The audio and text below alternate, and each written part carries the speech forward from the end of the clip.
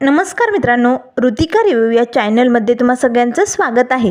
तर आज आपण येड लागलं प्रेमाचं या मालिकेचा आजचा 2 जुलैचा भाग खूपच जबरदस्त झालेला बघणार आहोत. कारण आजच्या भागामध्ये आता जय आणि गार्गीच्या लग्नात 2 भावंडांमध्ये फूट पाडण्यासाठी आता या विक्रांतिकाने मोठा डाव आखलेला आपल्याला बघायला मिळणार आहे. तर आजच्या भागामध्ये सुरुवातीलाच आता राया लगेच मिसफायरला म्हणू लागतो, मिसफायर तो प्रोटेक्शन मिळवून देणारा व्यक्ती कोण आहे ना, एकदा माझ्या ताब्यात सापडू दे, त्याला सोडणार नाही आहे मी. त्याच वेळेस जयला जोराचा ठसका जातो. गार्गी मंजिरी पटकन त्याला पिण्यासाठी पाणी देतात. तेव्हा लगेच आता जय म्हणू लागतो, राया अरे सोड ना तो विषय, कशाला असे चांगल्या वेळेस तो विषय. त्यावर लगेच राया म्हणू लागतो, जय अरे अशा वाईट लोकांना ना त्यांची चांगली जागा दाखवून द्यायचं काम आहे माझं. मी जनतेचा रक्षक आहे, कायद्याचा रक्षक आहे. त्यामुळे चांगलं काय वाईट काय हे मला निरखून पाहावं लागतं आणि कायद्याचं रक्षण करणं हाच माझा धर्म आहे. त्यामुळे जय जो कोणी तो व्यक्ती असेल ना त्याला मी शिक्षा घडवणार, सोडणार नाही त्याला, लवकरात लवकर त्याला शोधून काढणार. आता जयला धक्का बसतो. तेव्हा लगेच आता मंजिरी म्हणू लागते, राया अरे शांत हो. त्यावर लगेच राया म्हणू लागतो, बास मिसफायर, आता ती विक्रांतिका स्वतःला लय शहाणी समजते ना, लय डोक्यावरनं गेली. आता मी तिचं हे साम्राज्य उद्ध्वस्त करणार. त्यावर लगेच जय म्हणू लागतो, राया अरे जाऊ दे ना, काही समाजात चांगलेही लोक असतात आणि वाईटही लोक असतात, सोडून दे ना, एवढं कशाला मनाला लावून घेतोय. त्यावर लगेच राय म्हणू लागतो, नाही जय, ती बाई एक नंबरची घाणेरडी आणि तिने आज काय केलं माहिती, आज तिथे चाळीत आली होती आणि आजच्या वटपौर्णिमेच्या दिवशी तिने मिसफायरला पांढऱ्या रंगाची साडी दिली. एका सुवासिनीशी असं कोणी वागतं का, हे करून तिने मोठी चूक केली. आता मी काय बी करून तिला धडा शिकवणार, सूड घेणार आहे मी आता तिचा. आता जयला धक्का बसतो, अरे बापरे, म्हणजे ती पांढरी साडी मंजिरीसाठी आणली होती विक्रांतिकाने. आता जयला लगेच काही क्षण आठवतात विक्रांतिकाच्या तिकडचे. आता विक्रांतिकाने तिला काम सांगितलेलं असतं, जय घोरपडे चल पटकन माझ्यासाठी काही साड्यांची व्यवस्था करायची तुला. तेव्हा जय म्हणू लागतो, साड्यांची व्यवस्था पण कशासाठी. त्यावर विक्रांतिका म्हणू लागते, हे बघ आजच्या दिवशी मी सुवासिनींना गोरगरीब बायकांना साड्या वाटप करत असते आणि म्हणूनच मला हे दानधर्म करायचे. कसं आहे ना, थोडंसं पाप झालं रे माझ्याकडनं, त्यासाठीच हे पुण्याचं काम करावं लागतं. करशील ना अरेंज साड्या माझ्यासाठी. तेव्हा जय मनाशीच म्हणू लागतो, चला ही बाई काहीतरी पुण्य करायला निघाली, हे काम करायला हरकत नाही, हिच्या या पुण्याने हिची पापं धुवून तरी जातील. तेव्हा जय म्हणू लागतो, ठीक आहे मी साड्यांची व्यवस्था करतो. त्याच वेळेस आता विक्रांतिका म्हणू लागते, 1 मिनिट जय, त्यात एक पूर्ण सफेद पांढऱ्या रंगाची साडी आणायची तुला, धेण करून आठवणीने. तेव्हा जय म्हणू लागतो, पांढऱ्या रंगाची आणि आजच्या दिवशी ही साडी कशाला. तेव्हा विक्रांतिका म्हणू लागते, अरे एक विधवा बाई आहे, अरे दरवर्षी मी तिला साडी देत असते, आजही मला तिला खास करून ती साडी द्यायची म्हणून सांगत्या, नक्की आठवणीने ती साडी आणा. आता लगेच मॉन्टी पटकन एक पैशांचा बंडल काढतो आणि जय घोरपडेकडे देतो. तेव्हा जय लगेच तिकडनं निघून जातो. आता मात्र इकडे जयला धक्का बसलेला असतो, अरे बापरे, म्हणजे मी जी पांढरी साडी आणली होती तीच मंजिरीला दिली विक्रांतिकाने. मंजिरी मला माफ कर गं, माझ्याकडनं खूप मोठी चूक झाली मंजिरी. तेव्हा लगेच आता राया म्हणू लागतो, सोडणार नाही तिला, आज ती जी वागली ना त्याचा बदला घेणार मी. त्यावर मंजिरी म्हणू लागते, राया उगच आता नको त्रास करून घेऊ बरं, जे झालं ते विसरून जा बरं, आजचा दिवस संपलाय ना आता, चला बरं जेवण करून घ्या. तेव्हा रायम लागतो, मिसफायर तुम्ही दोघी जेवा पटपट, तुम्हाला भूक लागली असेल. मंजिरी आणि गार्गी जेवू लागतात. पण आता इकडे जय घोरपडे तडक लगेच जाब विचारण्यासाठी या विक्रांतिकाकडे पोचलेला असतो. तेव्हा विक्रांतिका म्हणू लागते, ए तुझी एवढी हिंमत, तू मला जाब विचारायला आलाय, मी असं काय केलं आहे. अरे विचार ना त्या रायाला जाब, त्याने काय केलं. अरे एवढं प्रोटेक्शन मागायला गेले होते मी त्याच्याकडे, पण त्याने दिलं का मला, नाही नकार दिला. आणि वरतून तू एवढी व्यवस्था करूनही त्याने ते थांबवलं, पोलिसांच्या गाडीला आडवा उभा राहिला आणि माझ्या मुलाची कॉलर पकडून त्याला बाहेर खेचलं. काय बिघडत होतं त्या रायाचं, एक पोलिसांची गाडी आणि 2-4 कॉन्स्टेबल ऑफिसर चालले होते माझ्या पोराला घेऊन, काय बिघडत होतं त्याचं. पण नाही, तो राया ना सारखा मला नडतो, म्हणून मी त्याला नडल्या एवढं लक्षात ठेव. त्यावर जय म्हणू लागतो, हे बघा साहेब, तुम्ही त्याला नडता, तो तुम्हाला नडतो, पण या सगळ्यामुळे मी मध्ये गोचित आलोय ना. तेव्हा लगेच आता विक्रांतिका म्हणू लागते, म्हणजे काय म्हणायचं तुला. त्यावर जय म्हणू लागतो, हे बघा राया आणि मंजिरी समोर जर माझं नाव आलं तर मग खूप अवघड होणार आहे. मी कसं त्यांना तोंड दाखवू आणि काय उत्तर देऊ, याने ना माझं डोकं भणभणतंय आता. तेव्हा लगेच आता साहेब म्हणू लागते, जय घोरपडे, अरे तू कसा माणूस आहे ना हे मला चांगलंच माहिती, तू टेन्शन घेऊ नको. अरे माझी खूप वरतीपर्यंत ओळख आहे, मी अशी सिस्टीम बदलवेल ना की तुझं नाव समोरच येणार नाही. त्यामुळे जय तू अगदी बिनधास्त राहा. हे बघ तू खरंच माणुसकीपणाने चांगुलपणाने खूप चांगला आहे, पण एकेकाळी तू पोलीस खात्यात कामाला होता तेव्हा तू कसा वागलाय, काय काय फ्रॉड केलेत ना हे पण मला माहिती. पण तेव्हाची परिस्थिती वेगळी होती. माणूस कितीही चांगलं असलं तरी परिस्थितीनुसार वागावं लागतं ना. पण ठीक आहे जय, मी तुला समजून घेते. त्यामुळे तू मला जाब विचारायला आला याचा अर्थ तू खूप निष्पाप आहे, अगदी चांगल्या मनाचं आहे. म्हणून तर या कामासाठी मी तुझी निवड केली. त्यामुळे आता तू लग्नाकडे फोकस कर, इकडे अजिबात टेन्शन घेऊ नको. आणि मी दिलेलं मंगळसूत्र गार्गीला आवडलं का? तेव्हा जयला धक्काच बसतो. म्हणजे ते मंगळसूत्र आणि ती चिठ्ठी तुम्ही पाठवली होती? तेव्हा विक्रांतिका म्हणू लागते, हो. त्यावर जय म्हणू लागतो, पण गरज काय होती या सगळ्याची? तेव्हा विक्रांतिका म्हणू लागते, कारण मी तुला माझा मुलगा मानते जय. अरे बाळा, आता तू लग्नाकडे फोकस कर, फक्त लग्नाची तयारी कर. तुझं लग्न व्हावं, तुझाही सुखाचा संसार असावा असंच वाटतं मला. आणि तुझ्या लग्नासाठी जो काही खर्च लागेल ना तो सगळा मी करणार आहे, तू टेन्शन घेऊ नको. येत्या 2 दिवसात मुहूर्त काढ आणि लग्न कर. तेव्हा जय म्हणू लागतो, तुमच्या त्या चिठ्ठीमुळे गार्गीने 2 दिवसात लग्न करण्याचा निर्णय घेतलाय. त्यावर विक्रांतिका म्हणू लागते, अरे मग कर की लग्न.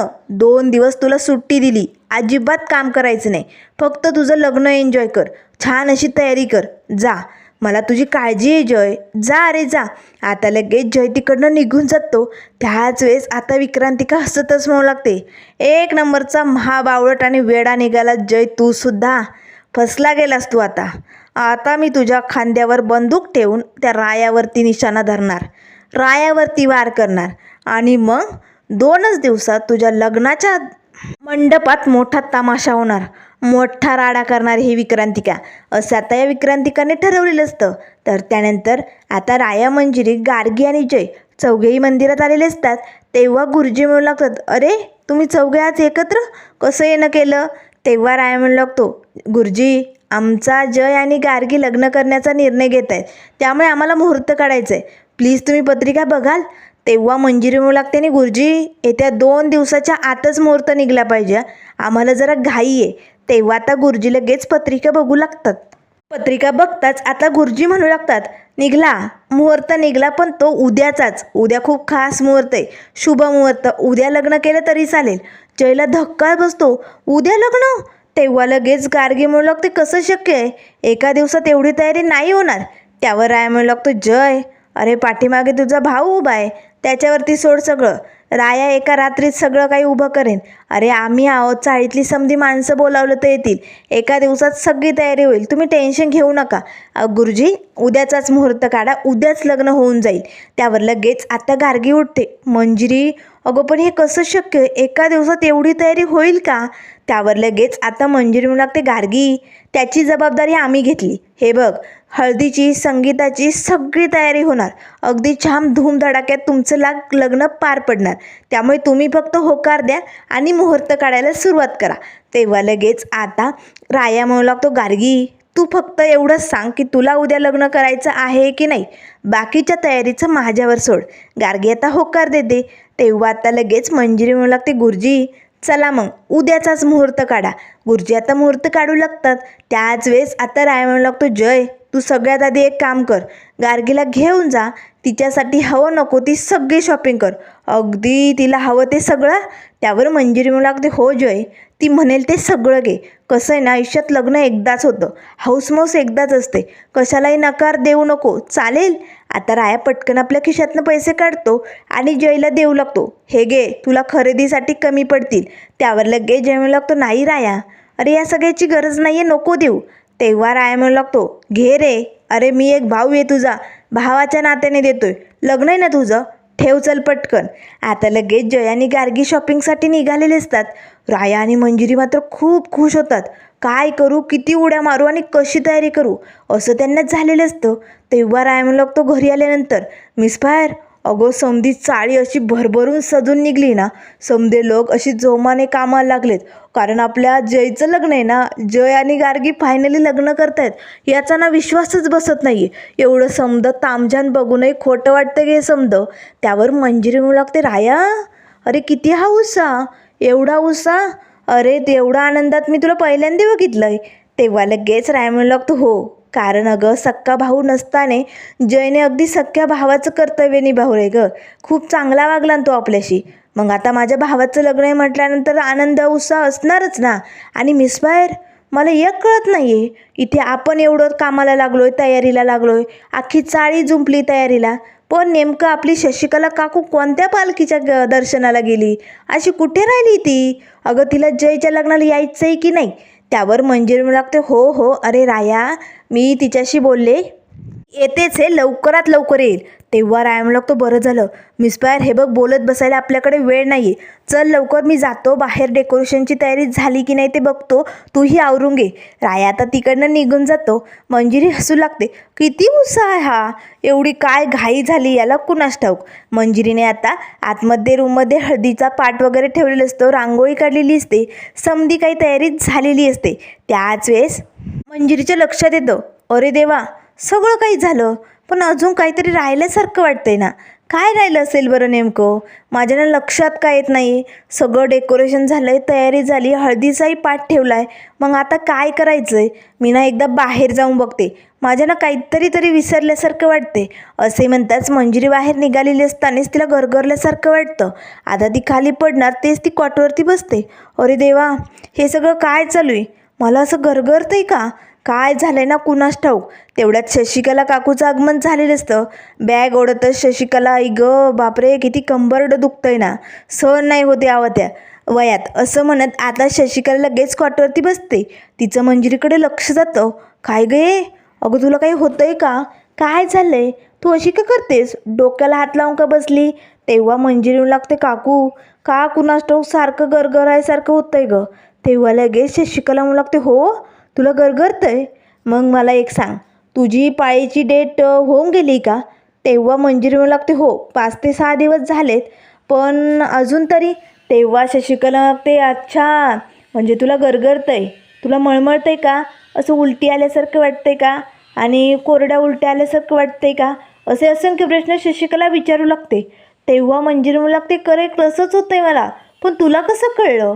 त्यावर शशिकला म्हणू लागते, मलाच कळणार ना, मलाच कळणार, तुला नाही कळणार, कारण मी आजी बनूंगा, मी आजी बनूंगा, असे म्हणत आता शशिकला जोरजोरात मंजिरीला घेऊन नाचू लागते.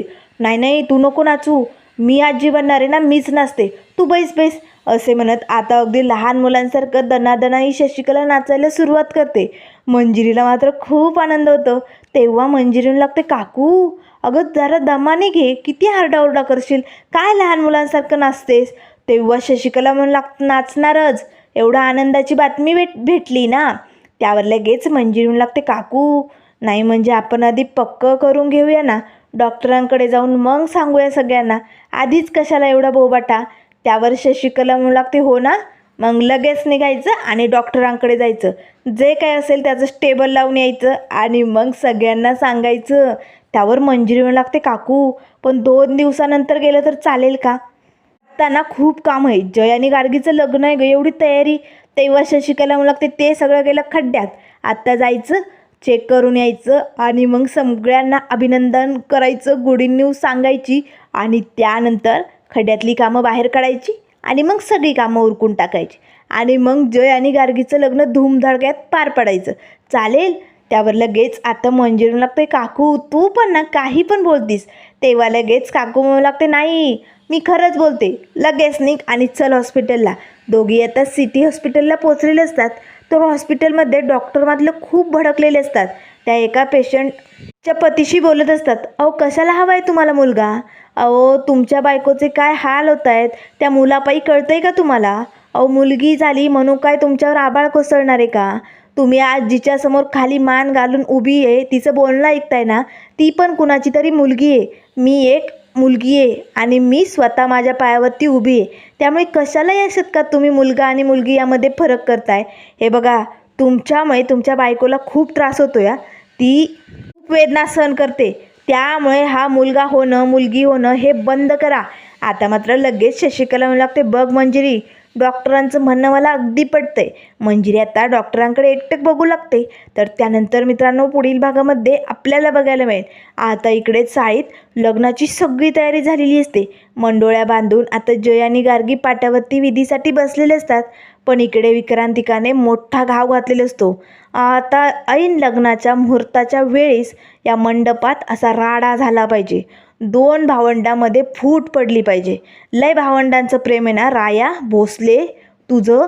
आता बघ तुझा तो जय घोरपडे आणि तुझ्यात कशी फूट पाडणार आहे. चला तर कामाला लागा, असे म्हणताच आता इकडे मंगलाष्टका सुरू झालेले असतानाच राया मात्र हातकडी घेऊन जय घोरपडे समोर उभी राहतो. आता सगळ्यांना धक्का बसतो. तेव्हा मात्र आता हे लग्न मोडणार का, पुढे काय काय होणार, आता जयला राया अटक करणार का, हे सगळं आपल्याला बघायला मिळेल. त्यामुळे मित्रांनो अशाच मालिकेंच्या अपडेट पाहण्यासाठी चॅनलला लाईक करा, सबस्क्राईब करा. व्हिडिओ पाहिल्याबद्दल धन्यवाद.